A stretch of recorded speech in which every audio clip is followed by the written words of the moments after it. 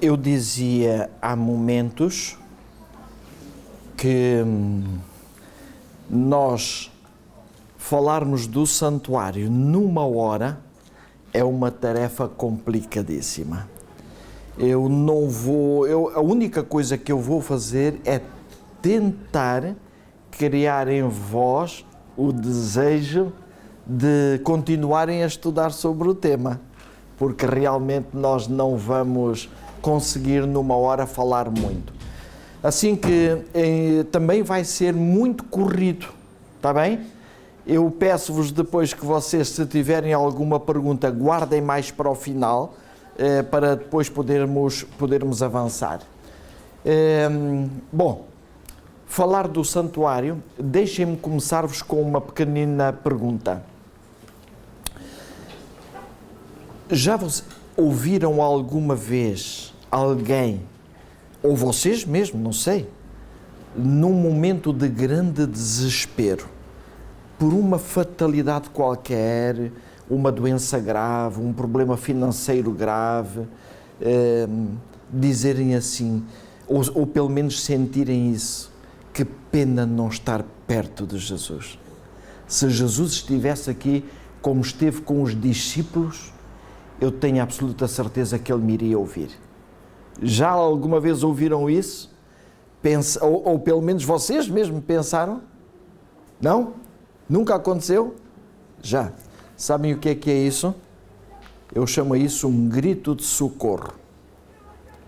Um dia houve uma jovem que veio falar comigo, uma jovem cristã, que era adventista, que participava nos clubes, como vocês, a maior parte, participam, e essa jovem adquiriu o hábito de fumar. Eu soube por acaso, orei muito por aquela jovem, e no dia em que fui ter com ela, ela abriu o coração comigo e ela mostrava essa tristeza porque ela não conseguia deixar de fumar naquele momento. E ela dizia-me a determinado momento, nesse grito de socorro, se eu pudesse encontrar-me pessoalmente com Cristo, eu tenho a certeza que Ele me iria ouvir. E eu disse-lhe a ela, sabes, isso não é apenas um grito de socorro da tua parte. Até os grandes homens de Deus tiveram um grito semelhante. E mostrei-lhe uma passagem de Jó 23, 1 a 3, uma passagem que vai dizer isto. Vocês vão colaborar, está bem? Alguém quer ler?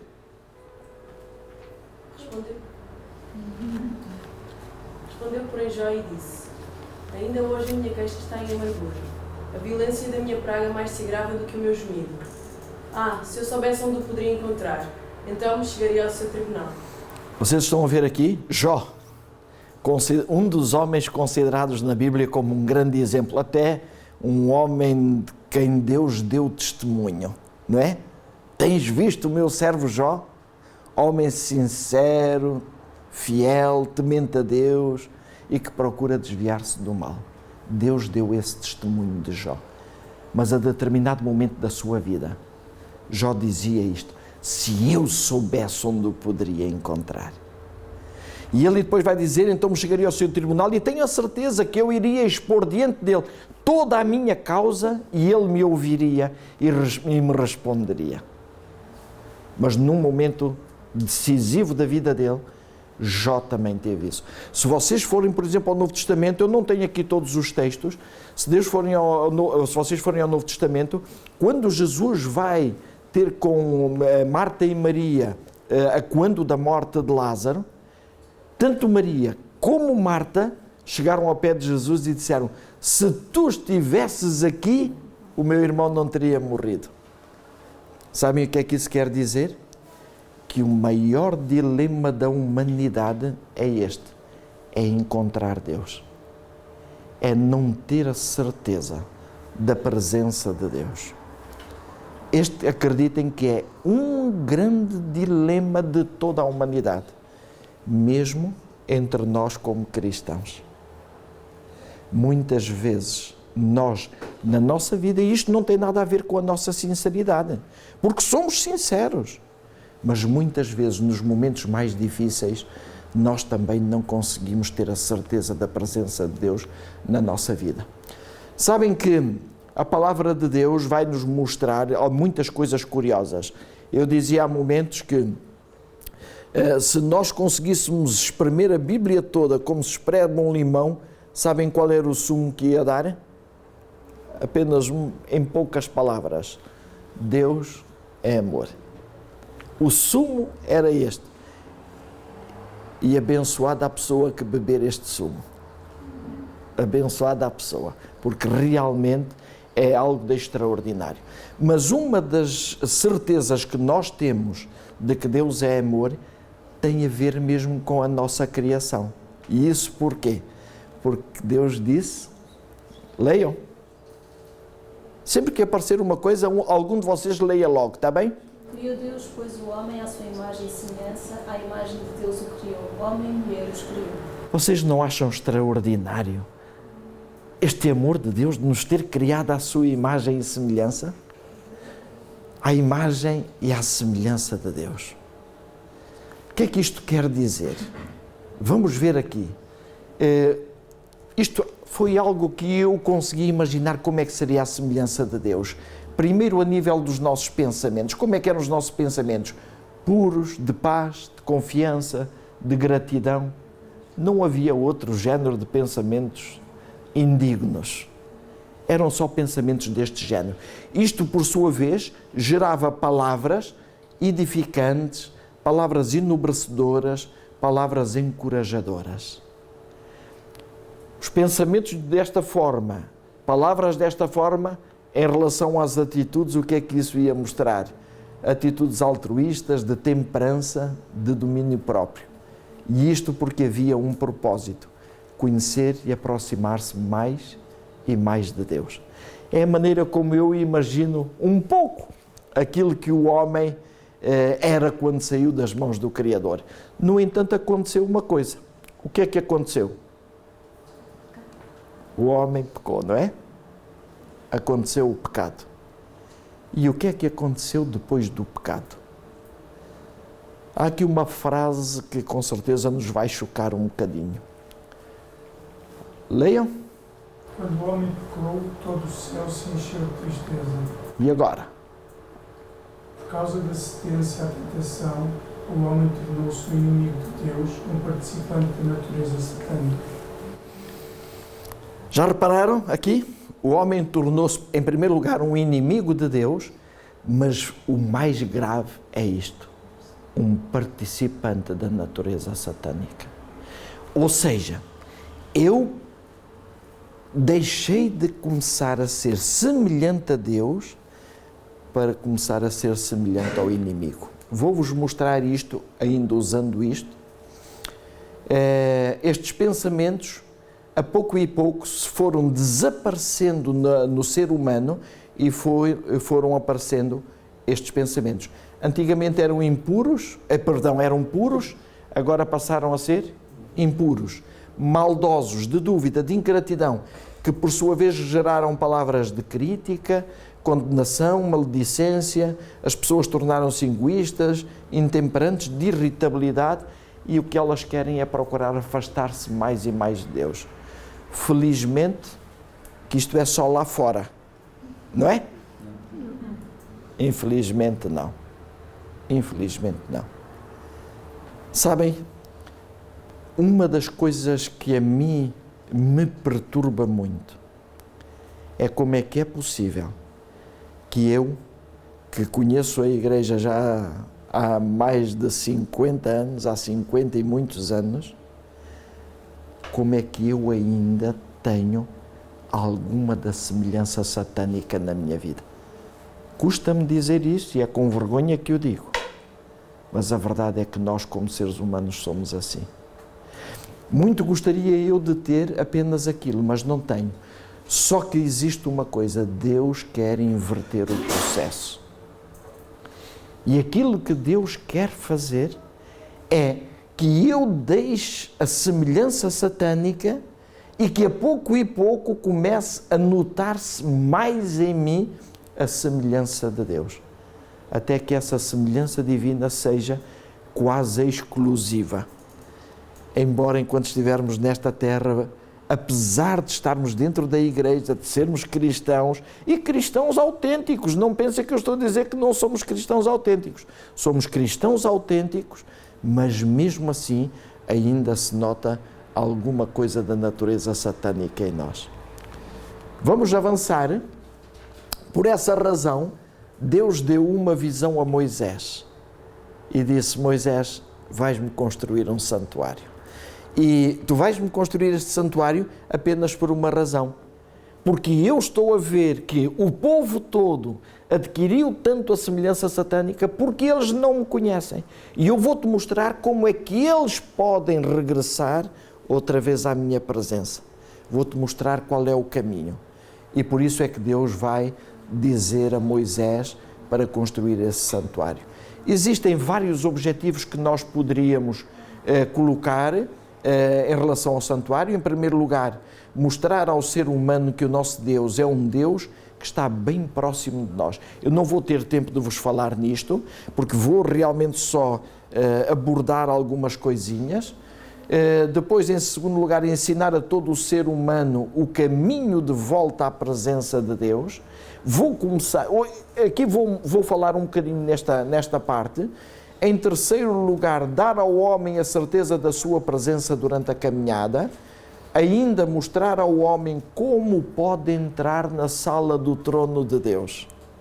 Esta é uma das coisas que mais me fascina aqui neste santuário. E depois ainda mostrar ao homem o que é que Deus espera dele. Isto é algo também que Deus espera de nós, não é? Ok, vamos então ver aqui uma coisa curiosa.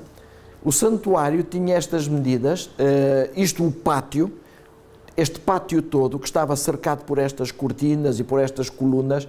Eu tinha muita coisa interessante aqui a falar sobre isto, porque isto do santuário vai nos mostrar como é que deve ser a nossa conduta, como é que eu posso ser uma coluna no templo de Deus, mas claro, não temos tempo. Mas o santuário tinha 100 côvados de comprimento, mais ou menos 50 metros. O côvado não eram 50 metros, o côvado andava, dependendo do país, entre os 46 e 48 centímetros, mas vamos arredondar, mais ou menos 50 metros. A sua largura era de 50 côvados, mais ou menos 25 metros. Isto quer dizer que se eu dividisse o santuário ao meio, ficava com quê? Dois quadrados perfeitos, não é? E o curioso é que se eu agora traçar as diagonais destes 2 quadrados, eu vou encontrar os 2 pontos fulcrais do santuário. Sabem quais são esses pontos? O altar dos holocaustos e o lugar santíssimo, onde se encontra a arca de Deus. O principal dos objetivos é este aqui. Embora a maior parte dos cristãos se contente com este. Mas este é importantíssimo para eu chegar lá. Sem este eu nunca vou conseguir chegar lá. Aqui temos um corte do tabernáculo propriamente dito, dividido ao meio, nós sabemos isso. Esta primeira parte chama-se Lugar Santo e ali o Santíssimo. E o grande desejo de Deus é que eu entre ali. E eu entro ali porquê? Porque ali temos a Arca da Aliança, não é? E essa Arca da Aliança contém alguma coisa lá dentro. Lembram-se o que é? As tábuas dos 10 mandamentos, Maná e a vara de Arão. Mas, sobretudo, as tábuas dos 10 mandamentos. E é justamente por causa dessas tábuas que aquilo simboliza o trono de Deus. É a maneira como Deus é julgado. É por isso que eu dizia há momentos que um dos objetivos é mostrar-nos como nós podemos entrar na sala do trono de Deus. E já iremos ver o para que essa lei serve. Mas o grande objetivo de Deus era este, ressuscitar em nós a semelhança divina.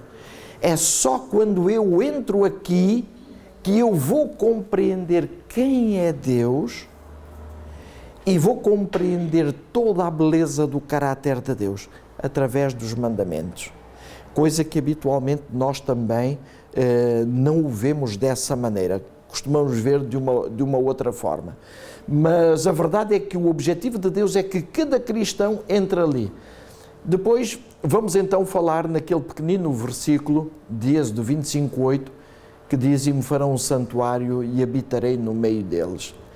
Apesar de ser pequenino, vamos dividi-lo em duas partes, embora eu não vá falar nesta. Esta parte aqui tinha a ver com aquele primeiro objetivo do santuário, mostrar-nos que o nosso Deus é um Deus que está bem perto de nós. Não é um Deus distante, mas eu eu tive que escolher algumas coisas desse seminário para vos falar aqui. E me farão um santuário. Em primeiro lugar, é uma ordem divina. Não é o homem que quer construir este santuário.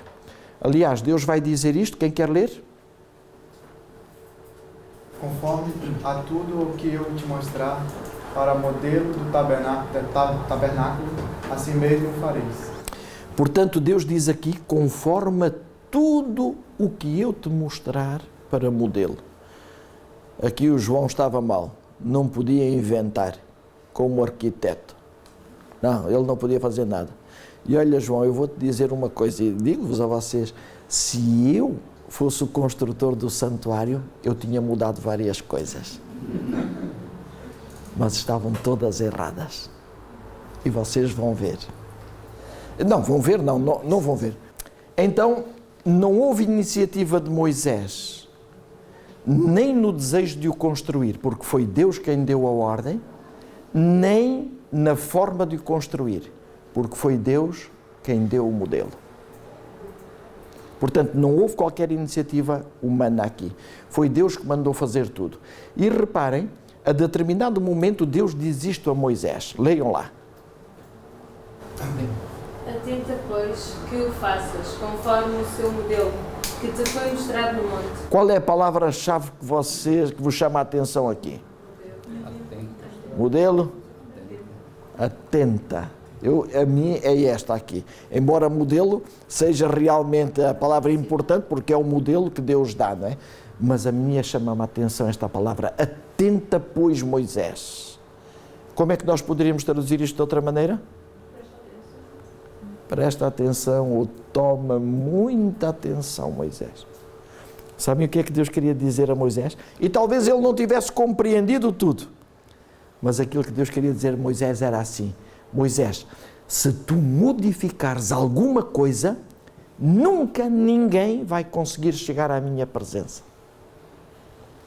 Por isso, toma muita atenção, faz este santuário exatamente como eu te estou a mostrar aqui. Toma muita atenção. E Deus hoje diz-me a mim e diz a cada um de vocês: toma muita atenção. Sabem porquê? A maior parte do ser humano faz de uma maneira diferente. O grande objetivo de Deus é que cada cristão hoje entre ali na sala do seu trono. Porque é a única maneira que nós temos de aprender acerca do caráter de Deus. Não temos outra. É entrar na sala do trono de Deus. Mas, por isso mesmo, Deus traçou um caminho para nós podermos chegar à sua presença. Mas aquilo que nós temos feito muitas vezes é isto. Chegamos ali, entramos e depois tentamos entrar na presença de Deus pelos nossos próprios meios, de uma maneira ou de outra, evitando sempre passar por aqui. E acreditem que mesmo nós, como adventistas do sétimo dia, muitas vezes temos tentado evitar este caminho, porque este caminho a nós traz-nos muita dor. E eu vou dizer-vos o porquê já. Mas este caminho traz-nos muita dor. Vou-vos falar do altar dos holocaustos.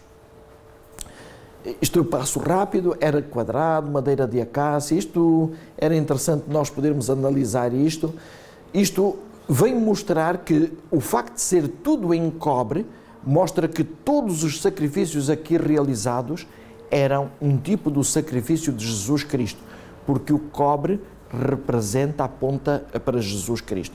Aliás, se vocês forem àquelas profecias, sobretudo de Ezequiel, Daniel, quando o profeta vê Jesus em visão, diz que os seus pés eram semelhantes ao latão reluzente, ao cobre reluzente. O cobre é um símbolo de Cristo. Então, aquilo que se passava aqui é que todos os sacrifícios que eram realizados apontavam para Cristo. E isto está bem patente naquilo que aconteceu com João. O povo hebreu estava tão consciente disto que quando João Batista viu Jesus chegar, ele relacionou logo com isto. O Cordeiro de Deus que tira o pecado do mundo. Vamos avançar um bocadinho mais. Este sistema sacrificial servia para várias coisas. Em primeiro lugar, destinava-se a apontar para a morte de Jesus em favor da humanidade. Em segundo lugar, pretendia mostrar que Deus tinha um plano através do qual os pecadores podiam ser perdoados, purificados e aceitos pelo Senhor mediante a sua graça. Depois ainda, servia para mostrar que o custo do pecado era a vida de uma vítima inocente. Ainda mostrava uma outra coisa, mostrar a futilidade das nossas obras pessoais para nos salvarmos. Nada disto tem valor, as coisas que nós fazemos. E por fim, servia para restaurar a interrupção no relacionamento entre Deus e o homem causada pelo pecado. Vamos falar dos sacrifícios. Eu vou falar-vos de 2 sacrifícios. O sacrifício contínuo ou sacrifício diário. E é muito importante esta palavra contínuo, e vocês já vão ver o porquê. Que sacrifício era este e porquê que era chamado assim? Porque ele era feito de manhã e de tarde, todos os dias da semana, incluindo o próprio sábado. No sábado, o sacerdote fazia também estes 2 sacrifícios. E então, eles serviam, em primeiro lugar, para mostrar a consagração diária da nação a Deus. Em segundo lugar, a dependência do sangue de Cristo. Mostrar que o pecador, quando pecava, ele só tinha uma solução, era depender do sangue de Cristo, mais nada. Mas para mim o mais importante é que isto mostrava que a graça redentora de Cristo estava continuamente disponível para redimir o pecador arrependido. Ou seja, vamos supor que... Não, eu vou dizer-vos, vocês cometem pecados ao longo do dia, pelo menos alguns, não é? Não são muitos, mas pelo menos alguns. Vocês cometem esses pecados. Vocês, todos eles, se lembram que são pecados? Não. Há coisas que nós... É tão natural em nós. Fazemos já rotineiramente aquilo, até parece que somos profissionais a fazer aquilo. Somos pecadores profissionais. Que nós nem nos lembramos daquilo. E há coisas que nós nem pedimos perdão a Deus. Porque, pronto, passou-nos despercebido. Ora, todos esses pecados, dos quais nós não temos plena consciência, estão cobertos pelo sacrifício contínuo de Cristo. Ainda que eu não tivesse pedido perdão, mas pela minha atitude de reverência para com Deus, pela minha atitude de querer ser mais semelhante a Deus, esses pecados estão cobertos. Embora o salmista Davi, no Salmo 19, ele vai ter uma palavra extraordinária que deveria ser um exemplo para todos nós. Ele vai dizer a Deus, quem pode entender os seus próprios erros? E depois diz, expurga-me tu daqueles que me são ocultos. Ou seja, põe cá para fora, Senhor, mostra-me esses que são ocultos. Para nós era uma grande bênção se nós fizéssemos esta oração. Sabem porquê? Porque era uma maneira depois de nós confessarmos esse pecado a Deus para ele ficar apagadinho. E então o salmista tinha esta característica, ele pedia isso a Deus. Mas depois havia os sacrifícios individuais, e aqui nos sacrifícios podíamos falar muito, mas tempo não existe. Mas os sacrifícios individuais eram sacrifícios, em particular, daqueles pecados que nós tínhamos a plena consciência que mancham o caráter. Vamos supor que eu agora vi aqui Fátima com uma Bíblia, e uma Bíblia até interessante, e eu cobiçava aquela Bíblia, e eu dizia assim, quando ela estiver distraída, vou levar aquela Bíblia. Bom, também não era assim muito pecado, porque era uma Bíblia, não é? Mas vamos supor, eu tenho consciência que eu tirei uma Bíblia, que aquela Bíblia não é minha, então eu aí deveria ir e confessar esse pecado a Deus. Embora me gostasse, eu devia chegar ao pé de Deus e dizer realmente aquilo que eu tinha feito, embora eu vá já falar nisso. Em primeiro lugar, vem o arrependimento, que é Deus que nos dá esse arrependimento. Deus vai nos consciencializar. Mas porquê é que tu tinhas necessidade disso? Tens lá tantas Bíblias em casa, tens necessidade de ir buscar ali aquilo? Deus que disse em mim, e eu então caio em mim e digo assim, realmente é verdade. Então vem a confissão. Eu aqui vou demorar um bocadinho. A confissão. O que é a confissão? Vamos ver se eu consigo. Isto não. Ok, desta vez deu. O pecador que estava consciente do seu pecado trazia o cordeiro, e quando ele chegava junto do sacerdote, ele dava-lhe o cordeiro, e o sacerdote ia examinar o cordeiro para ver se ele tinha algum defeito, porque como aquele cordeiro representava Cristo, não podia ter qualquer defeito. Depois, o pecador colocava as suas mãos sobre a cabeça do cordeiro, e confessava os seus pecados.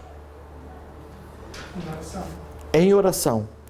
Reparem, aqui a imagem, depois aqui mesmo que eu continuasse, ela não ia mostrar tudo. Nesta altura o sacerdote está-se a levantar. O sacerdote saía dali. Era um momento a sós do pecador, para ele confessar o seu pecado. Quando ele colocava as mãos sobre o cordeiro, não te importas de fazer de cordeiro? Não? Quando ele colocava as suas mãos sobre o cordeiro, o que é que se dava ali? Simbolicamente era a transferência dos meus pecados para aquele cordeiro. Aquele cordeiro não tinha feito nada de especial. Era inocente. Mas eu confessei os meus pecados, então os meus pecados passaram para o cordeiro. Isto mostrava agora que eu ficava completamente inocente, livre de qualquer pecado. E aquele cordeiro, como ficou com os meus pecados, ele tem que morrer. Quem é o cordeiro? Jesus. Quer dizer que sempre que eu vou confessar os meus pecados, eu estou a fazer essa transferência dos pecados para Cristo.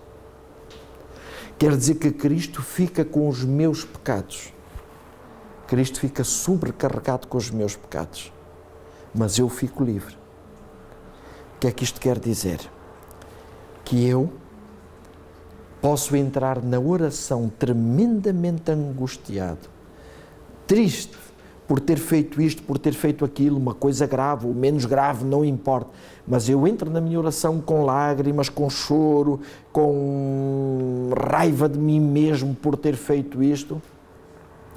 Mas ao sair da oração, eu já devia sair aliviado, com uma grande gratidão, feliz, porque eu tinha merecido a morte, mas houve alguém que recebeu os meus pecados e por isso eu posso viver. Meus irmãos, cada vez que eu oro, eu deveria fazer isto. E digo-vos que isso ia trazer-nos uma paz imensa ao coração. Se não fosse isto, eu tenho que vos dizer, eu já teria dado o berro. Porque pronto, a minha vida, quanto mais nós nos aproximamos de Deus, mais vamos vendo os nossos pequeninos erros, coisa que antigamente eu nem pensava neles, não é? Mas agora vou vendo aquelas raposinhas que danificam as vinhas, não é? Aquelas coisinhas pequenininhas, e isso traz-nos uma angústia tremenda. Mas quando nós vamos e confessamos a Cristo, podemos iniciar outra vez o nosso dia com o conta-quilómetros a zero. E isto é o mais importante de tudo.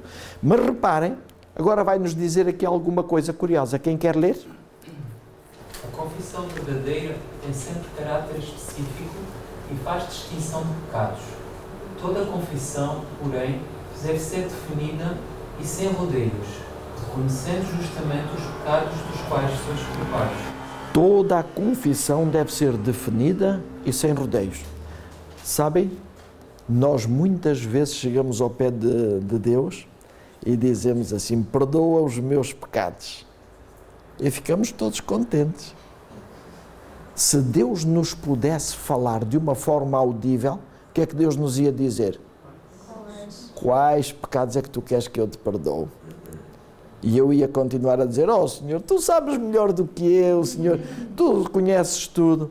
E Deus ia continuar a dizer: mas quais pecados é que tu queres que eu te perdoo? Porquê que Deus faz isto? Porque Deus quer que eu tome consciência de quais são os meus problemas, que é para depois, com a ajuda do Espírito Santo, eu os poder corrigir. Enquanto eu não reconhecer quais são os meus problemas, eu vou continuar a fazer aquilo porque eu não tomei consciência deles. A confissão, acreditem, é a maior bênção que nós, como cristãos, temos à nossa disposição. Só que nós não a temos praticado na totalidade. Todos os dias, eu deveria ter com Deus e fazer uma introspeção e retrospeção da minha vida para poder dizer: Senhor, eu fiz isto. Se eu roubei, eu vou dizer a Deus que roubei. Se eu menti, eu vou dizer a Deus que eu menti. Mais ainda, até se eu alimentei algum pensamento indigno na minha mente, eu devia ir ter com Deus e fazer confissão desse pensamento indigno. Eu vou dizer-vos que se nós fizéssemos isto, muita coisa que nós fazemos não faríamos e muita coisa que nós dizemos não diríamos. Se eu fizesse isto, se eu fosse confessar diariamente esses meus pecados. Mas vamos avançar um bocadinho mais. Outra pessoa queira ler? Se não confessamos os nossos pecados, com verdadeira humilhação da alma e contrição de espírito, aborrecendo nossa iniquidade, nunca procuramos verdadeiramente o perdão dos pecados. E se nunca buscamos a paz de Deus, nunca a encontramos. Reparem ali, com verdadeira humilhação de alma e contrição de espírito. É eu estar a falar a Deus naquilo que foi o meu pecado, a minha mentira, o tal pensamento que eu alimentei. Claro que se me vier um pensamento e eu rejeitar esse pensamento, não é pecado. Mas se eu o alimento, eu aí já estou a cometer o pecado. Mas reparem que se eu não fizer isso, o que é que me diz aqui? Nunca procuramos verdadeiramente o perdão dos pecados. Se eu só disser a Deus: perdoa-me os meus muitos pecados, eu não estou a pedir perdão de nenhum dos pecados que eu tenho cometido.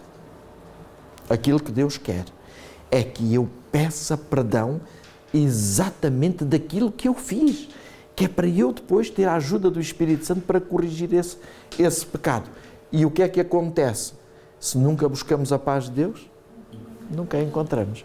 Então continuamos a viver tristes, com os nossos sentimentos de culpa, quando poderíamos evitar tudo isso se fôssemos honestos na nossa confissão, se fôssemos completamente abertos. Mais ainda, tem a transferência dos pecados, como nós já dissemos, depois haveria então o sacrifício do Cordeiro.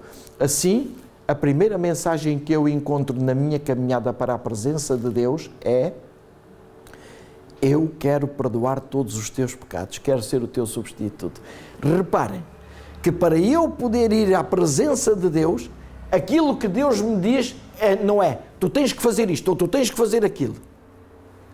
É dizer: amigo, que bom tu teres vindo aqui. Eu quero levar-te à presença de Deus, mas quero levar-te tranquilo. Quero levar-te sem pecado. Estou aqui para te perdoar os teus pecados. Isto é uma maravilha. Só de um Deus como é o nosso. Só de um Deus como é o nosso. Quero ser o teu substituto. Quer dizer que é impossível nós chegarmos ali à presença de Deus sem passarmos por esta etapa aqui. Quer dizer que na minha vida do dia a dia, na minha oração, isto simboliza já um uma parte da minha oração, que é a confissão. E o aceitar a Deus, a Cristo, como o meu substituto. Impossível chegar à presença de Deus. Reparem nesta citação. Eu vou ler a primeira parte e um de vocês prepare-se para ler a segunda. Os que não humilharam ainda a alma perante Deus, reconhecendo sua culpa, o que é que diz lá? Não cumprirão ainda a primeira condição de aceitabilidade. Não cumpriram ainda a primeira condição para serem aceitos diante de Deus. Como é que nós queremos receber as bênçãos de Deus? Como é que nós queremos receber as respostas de Deus se ainda nem cumprimos a primeira condição? Vocês estão a ver o porquê que muitas vezes as nossas orações não têm respostas? Eu digo-vos, quando eu a primeira vez comecei a perceber-me disto, eu digo, está aberta diante de nós uma porta extraordinária para nós começarmos a entrar na presença de Deus. Não custa nada. Deus não me está a exigir nada ainda. Aquilo que Deus me está a dizer, amigo, vai ser uma bênção para ti, não fiques a pensar. Nós temos muita vergonha, eu com certeza teria muita vergonha, que a Dulce conhecesse os meus erros todos. Claro, a Dulce com certeza tem, todos nós temos uma imagem uns dos outros, uma imagem mais positiva ou menos positiva, mas pelo menos, mesmo que não sendo a imagem mais positiva possível, a Dulce não veja os outros meus erros, senão o que é que a Dulce ia dizer como ser humana que é? Opa, olha, eu afinal pensava que ele era um santinho, afinal, olha, saiu um santão. E nós não gostamos de fazer isso, mas infelizmente adotamos a mesma postura em relação a Deus. Queremos apresentar-nos diante de Deus como cristãos. Oh Senhor, olha, era como o fariseu, não é? Graças te dou porque eu não sou como os demais, Senhor, roubadores. O Randy Maxwell, naquele livro, que uma grande parte de vocês já leram, Se o Meu Povo Orar, ele diz que aquilo que Deus está à espera é que nos apresentemos diante dele com toda a nossa miséria. Porque Deus está à espera disso, que eu reconheça aquilo que eu sou, que tire as máscaras todas. Pelo menos diante de Deus que eu faça isso, porque isso depois vai-me ajudar a ser honesto também com o meu irmão. O que é que me adianta a mim estar a criticar o meu irmão se eu faço coisas piores do que ele? Mas como é que eu vou saber que eu faço coisas piores do que ele? É através da confissão. Estou eu a falar daquele irmão, quando eu ainda hoje de manhã, ao falar com Deus, mostrei aquilo que eu era a minha miséria, então eu vou começar a ter um respeito muito maior pelo meu irmão, se eu fizer isto da confissão. Eu digo-vos, irmãos, eu tenho uma grande angústia se eu não vos conseguir passar esta mensagem. Acreditem, é o mais importante de tudo na nossa oração, é a confissão. Se vocês forem, por exemplo, ao livro de Daniel, capítulo 9, e forem ver a oração do Daniel, vejam quantos versículos está dividida aquela oração e vejam quantos deles são dedicados à confissão. É mais de 2/3 dos versículos dedicados à confissão. E depois é interessante que o anjo, quando vem ter com o Daniel, eu vou ler-vos só no capítulo 10 de Daniel já, capítulo 10, quando o anjo vem ter com ele, no versículo 12, diz assim: então me disse, não temas, Daniel, porque desde o primeiro dia em que aplicaste o teu coração a compreender e a humilhar-te perante o teu Deus, são ouvidas as tuas palavras, e eu vim por causa das tuas palavras. Reparem, a partir do momento em que começaste a humilhar-te diante do teu Deus, são logo ouvidas as tuas palavras. E Deus comissionou-me para vir logo falar contigo e dizer-te o que é que se passa. Só é possível entrarmos na sala do trono de Deus se estivermos sem pecado. E qual é a única maneira de estar sem pecado? Confessando. Confessando e aceitando a Cristo como substituto. Tenho aqui uma pergunta. Temos nós tentado entrar na presença de Deus negligenciando esta primeira etapa? Eu acredito que sim. Eu, pelo menos na minha vida, posso dizer que muitas vezes eu o fazia. Hoje já não o faço porque pela graça do Senhor aprendi isto. E então a primeira parte da minha oração, tenho pena de não vos poder falar um bocadinho sobre a oração, a primeira parte da oração é justamente esta. É a confissão. Vou só dizer isto. Jesus Cristo, Ele disse: tudo quanto pedirdes em meu nome, eu o farei. O que é pedir em nome de Jesus? É nós, como estamos habituados, nas nossas, não graves, rezas. Às vezes as nossas orações são rezas. Deixem só dizer isto. Quando nós, vamos ver se eu consigo vir ao pensamento, quando nós nas nossas orações fazemos a nossa oração toda bonita, com palavras melhor construídas, ou frases melhor construídas ou menos construídas, dizemos depois no final da oração: todas estas coisas te pedimos no nome de Jesus, amém. É isto que é orar em nome de Jesus? Não. Orar em nome de Jesus, sabem, deveria ser logo no início da oração.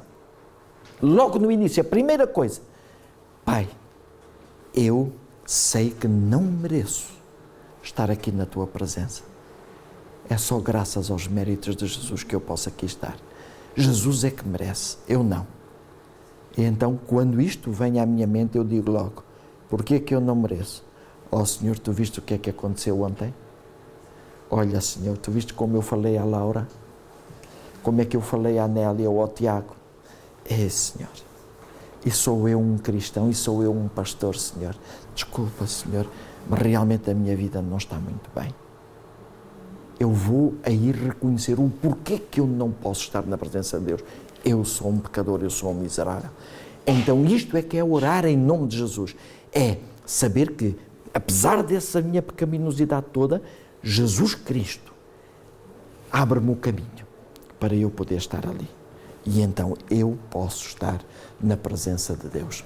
Vamos ver que nós, mais uma vez, é isto que fazemos, mas lá vem a frase de Moisés: toma muita atenção, Eduardo Teixeira. E agora ponho os vossos nomes aí, toma muita atenção. Não sigas o teu próprio caminho, segue antes o caminho que realmente Cristo traçou. Este é o mais importante. Vai com calma, mas vai seguro de que esse é o caminho que Deus traçou para vós. Se vos entregardes a Ele e o aceitardes como vosso Salvador, o que é o entregar-se a Ele? O entregar-se a Cristo é realmente eu abrir o meu coração com Cristo, é como diz já nos Evangelhos, eu esmigalhar-me contra a rocha. É eu não ter medo de chegar ao pé de Cristo e dizer: Senhor, olha, a minha vida é assim. Tu conheces tudo, não te estou a dizer nada de novo, mas para mim é importante eu poder dizer-te isto: Senhor, olha, a este respeito, àquele, àquele outro, Senhor, Tu sabes como é que eu sou.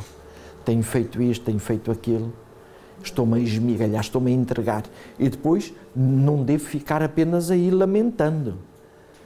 Senhor, obrigado porque Tu morreste no meu lugar. Obrigado porque Tu deste a Tua vida. Então eu estou a aceitar Cristo. E agora reparem, se vos entregardes a Ele e o aceitardes como vosso Salvador, por mais pecaminosa que tenha sido a vossa vida, por mais pecaminosa, por sua causa sereis considerados justos. Mas o mais importante ainda vem a seguir. O caráter de Cristo é substituído ao vosso caráter e sereis aceitos diante de Deus exatamente como? Isto só de um Deus de amor, não é? Eu não mereço nada. Mas só por eu reconhecer isto, eu sou aceito diante de Deus como se nunca tivesse pecado. Porquê? Porque naquela altura, eu estou aqui, Cristo está aqui ao meu lado, como meu intercessor. E se eu reconheço isso, o que é que o Pai vê? Vê a Cristo e não me vê a mim. O caráter de Cristo é substituído ao meu e eu sou visto diante de Deus como se nunca tivesse pecado. Posso iniciar outra vez a minha vida. Feliz, porque eu estou sem pecado, porque eu confessei os meus pecados ao Senhor. Diz aqui que a obra da justificação é esta que nós passamos aqui é que nós somos justificados, é apenas o começo da vida cristã. Mas nós diz que devemos seguir adiante rumo à perfeição. O seguir adiante, nós como cristãos, nunca devíamos estacionar aqui no pátio. Nós ficamos muito contentes por recebermos o perdão dos pecados e já está tudo feito. Mas o verdadeiro cristão, ele há de ter lá no seu pátio o sinal proibido estacionar, porque ele deveria avançar todos os dias até encontrar a presença de Deus, para que conheça melhor a Deus, para que depois no seu caráter isto se verifique. Depois entramos no lugar santíssimo, graças a estes méritos de Cristo, e ali diz-nos assim: que exaltado privilégio, seres finitos de pó e cinza, admitidos pela mediação de Cristo na sala de audiência do Altíssimo. Não é bom isto? Seres finitos de pó e cinza, graças à mediação de Cristo, são admitidos na sala de audiência do Altíssimo. Nós que não merecemos nada, mas somos admitidos ali. Bom, eu vou avançar um bocadinho, devemos entrar lá com ousadia. Depois temos a Arca da Aliança. Quando nós vemos a Arca da Aliança, a primeira coisa que nós nos lembramos é da lei, não é? Mas antes da lei está o propiciatório. Ninguém vê a lei quando entra no lugar santíssimo. Vemos é o propiciatório. O propiciatório é o símbolo da misericórdia de Deus, diz Ellen White. O símbolo da misericórdia. O que é que isto quer dizer? A palavra propiciatório quer dizer cobrir. O que é que Deus me diz quando eu entro ali, no lugar santíssimo? Vamos supor, é a Dulce que entra lá e Deus vai dizer assim à Dulce: ó Dulce, estou muito feliz por tu entrares aqui, olha. Só o tu entrares aqui é sinal de que tu reconheces o teu pecado, aceitas a Cristo como teu substituto e queres conhecer melhor para depois melhor me poder representar. Olha Dulce, eu vou-te dizer uma coisa, tu estás a ver o propiciatório? Então, neste propiciatório, aquilo que eu te quero dizer é: eu quero ser misericordioso contigo. Não te preocupes. Olha, há coisas que tu ainda não me imitas muito bem, não é? Tu não te preocupes, eu não estou aqui para te condenar, a lei não serve para te condenar, a lei não serve para te machucar, não. A lei só tem um objetivo, é mostrar-te como é que eu sou. Eu vou avançar. Esta é interessante. Aquele que procura tornar-se santo por suas próprias obras, guardando a lei, está a tentar o quê? O impossível. Irmãos, não há jovens, não há nenhum de nós, nenhum, que consiga guardar a lei. Há um dos mandamentos que todos nós temos aquilo como a nossa bandeira, é o sábado. Qual de nós é que consegue guardar o sábado como deveria ser? Nenhum de nós. Nenhum sábado. Basta estarmos a conversar uns com os outros e a conversarmos sobre coisas que não são pão. Já não estamos a guardar o sábado coisa nenhuma. Mas a santificação não é aspirar a isso, a se conseguir guardar? É por isso que dizia rumo à perfeição. Eu todos os dias devo avançar nisso. Todos os dias. O que é que quando chego aqui, eu vou dizer a Deus: ó Senhor, ainda ontem foi sábado, eu não te conseguia, Senhor, representar da melhor maneira. Mas olha, Pai, ajuda-me a não desistir. Ajuda-me a tentar de novo amanhã. No próximo sábado, ajuda-me, Senhor. Aquilo que eu quero é amar-te da melhor maneira e servir-te da melhor maneira. Mas nós não estamos a consegui-lo. Mas isto não quer dizer que nós vamos desistir. Vamos é sempre tentar. Este é o caminho do cristão. Tentar sempre. Mas lá está a tal coisa. E ainda bem que colocou essa pergunta. Porque quando eu chego à presença de Deus e não consegui, sabem o que é que Deus me vai dizer? Não te preocupes com isso. Volta aqui atrás. Ao altar dos sacrifícios. O que é que eu vou fazer ali? Minha confissão outra vez ao Senhor. E é este caminho da confissão e do não desistir e ir conhecer o caráter de Deus que a minha vida vai ser cada vez melhor. Isto é que me vai dar verdadeiro gozo. Bom, eu vou avançar mais, mas então para que serve a lei? A lei serve para mostrar o caráter de Deus. Eu vou só dar-vos um pequenino exemplo. E vou avançar muito rápido. O primeiro mandamento, o que é que diz? Grandes cabeças. Não terás outros deuses diante de mim. O que é que isto significa? Que na minha vida, pôr a Deus em primeiro lugar. O que é que isso quer dizer? Se eu dedico, por exemplo, uma média, não sei se baixa, se dedico 2 ou 3 horas a ver televisão, quantas horas é que eu dedico ao meu estudo com o Senhor? Meia hora? Tem que ser muito mais do que isso. Era bom, não é? Se eu não estou a fazer isso, eu estou a substituir Deus, não é? Estou a ter outro Deus diante de mim, diante do Senhor? Estou. Nesse caso, sim. Nesse caso, sim. Mas reparem, nós muitas vezes o que é que dizemos que são os outros possíveis deuses? Mencionamos a televisão, mas digam outros. Facebook, pode ser um. Outra pessoa, pode ser. O trabalho. Estudo. Peça de prestar louvor e adoração a Deus, tudo, seja coisas palpáveis ou mesmo o facto às vezes de vou dormir, não tenho mais nada para fazer, também pode ser considerado, não é dormir pelo cansaço, pelo descanso, mas aquelas pessoas que não têm atividade... Pela preguiça. Ser exatamente tudo aquilo que nós possamos pôr à frente de Deus está a tirar o primeiro lugar. E essa é uma das coisas que Satanás mais quer, é que eu não tenha tempo para Deus. Mas agora vocês vejam uma coisa, como é que eu aí vejo o caráter de Deus?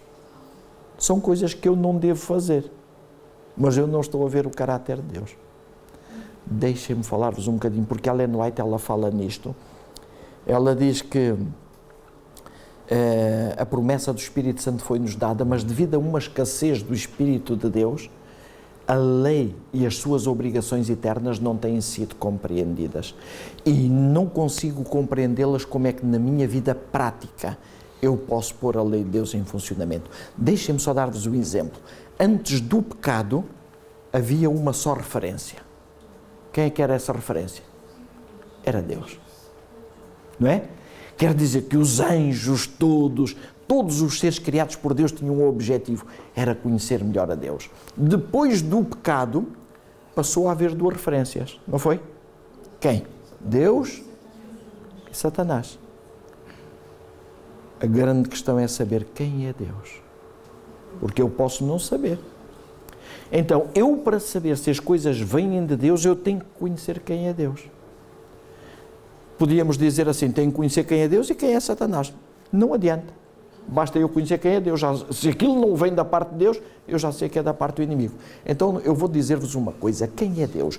Moisés um dia faz este pedido a Deus. Eu vou avançar um bocadito mais. Rogo-te que me mostres a tua glória. Eu dizia há momentos, e é verdade, todos os teólogos, independentemente da sua denominação religiosa, estão de acordo que aquela palavra glória significa o caráter de Deus. Mostra-me o teu caráter, mostra-me quem tu és. E Deus, ao responder a Moisés, vai-lhe dizer isto. Passando, pois, o Senhor perante a sua face, clamou: Jeová, o Senhor, Deus misericordioso, piedoso, longânimo, grande em bondade e verdade, que perdoa a iniquidade, a transgressão e o pecado. Moisés, tu querias me conhecer? Então olha, eu sou assim. Eu sou misericordioso, sou piedoso, sou longânimo. Vamos ver um pouco estas características. Misericordioso. O que é que quer dizer misericordioso? Vá, estas grandes cabeças. Ter compaixão. Querem explicar um bocadinho melhor isto? Ter compaixão. Bom, avancemos. Eu fui a um dicionário e diz que a palavra misericórdia vem de duas palavras latinas. Mísero, miserável, corde e coração. Então o que é o misericordioso? É ter coração para com o miserável. Quem são os miseráveis? Somos nós. E ficamos satisfeitos ou não por Deus ter um coração para connosco. É bom, não é? Então agora vamos ver de uma outra maneira. Vamos ver que aqui a Vera ofendeu-me muito. Graças a Deus nunca aconteceu. E estou certo que nunca acontecerá. Antes, pelo contrário, ela tem sido bondosa demais para comigo. Mas vamos supor que ela me ofendeu muito. Se eu não for misericordioso para com ela, a que referência é que eu estou a seguir? Estão a ver aqui? Eu percebi se for. Se eu não for misericordioso com ela, eu estou a seguir a outra referência. Não estou a seguir a referência certa, porque sei que o meu Deus é misericordioso. Isto é importante, não é? Visto desta forma, eu estou a contemplar o caráter de Deus, aqui no primeiro mandamento. Vamos avançar um pouco mais. Piedoso. O mesmo dicionário dizia o significado original é o sentimento que leva a cumprir todas as responsabilidades. Imaginem Adão e Eva. Eles tinham sido criados perfeitos, não tinham tendência para o mal e ainda por cima tinham sido avisados de que havia um inimigo ali à volta. Deus era injusto se a partir do momento em que eles pecaram, Deus os eliminasse e fizesse uma nova criação. Era injusto? Criando com todas aquelas condições? Não era injusto. Mas Deus não fez isso. Preferiu dar o seu próprio filho para morrer por eles. Quer dizer que Deus assumiu as suas responsabilidades. Então, eu também devo assumir as minhas responsabilidades para com Deus e para com os homens. Se agora, no exemplo que eu estava a dar, se a Vera me ofendeu muito, o que é que eu deveria fazer? Era cumprir as minhas responsabilidades para com ela, dizendo: Vera, todos nós temos situações dessas, a mim também já me tem acontecido, mas olha, eu não levei a mal, Vera. Eu quero te dizer que Deus, Jesus Cristo está à tua espera. Vai ter com Ele, Vera. Eu estou a cumprir as minhas responsabilidades. Eu estou a erguer uma pessoa que poderia ter caído, mas eu estou a tentá-la erguer. Se eu não fizer isso, a que referência é que estou a seguir? Até nos custa dizer, não é? Até nos custa dizer. Mas é isso que tem acontecido com certeza muitas vezes na nossa vida e nas nossas igrejas. Sim? É interessante também porque essa responsabilidade Deus colocou sobre si mesmo. Não é algum fator externo que coloca sobre Deus. Ele fez essa escolha. Ele fez essa escolha. Foi algo voluntário, não é? Voluntário. E nós também devíamos assumir isso voluntariamente. Aí estávamos a imitar Deus. Acreditem que o Evangelho é lindo, embora não seja fácil. Mas é muito lindo quando nós o pomos na prática. Grande em bondade. Aqui não necessitamos de explicações. Se eu não for bondoso, a que referência é que eu estou a seguir? Longânimo. Que palavra tão esquisita. Longânimo. O que é que isto quer dizer? Paciente. Vamos ver o que é que o dicionário diz. Eu vou ler a primeira parte e vocês leem a segunda. Está bem? Fazemos esse acordo? Primeira parte, longanimidade significa ser paciente. Isto não é nenhum dicionário adventista. É um dicionário etimológico. Longanimidade significa ser paciente, mesmo quando são os outros a provocar-nos. Lá em casa, os pais são sempre pacientes, não são filhotes. E pais, os filhos também são sempre pacientes, não são? Mesmo quando eles nos provocam. Se eu não for paciente, mesmo perante a provocação dos outros, a que referência é que eu estou a seguir? Vocês estão a ver só aqui no primeiro mandamento como é que nós podemos ver o caráter de Deus e como é que nós ainda podemos ver muito da natureza satânica em nós. Irmãos, se nós não o admitirmos, nunca vamos conseguir corrigir. Não tem mal nenhum. Isto é normal. Para Deus é normal eu fazer estas coisas. Só que Deus quer me mostrar o outro lado. Deus quer mostrar que existe a possibilidade de eu fazer de uma maneira diferente, de eu imitar Deus. E quanto mais eu for ter com Deus a reconhecer todas estas coisas, acreditem, a pouco e pouco, pela contemplação de Deus, essa vida se vai verificar também na minha própria vida.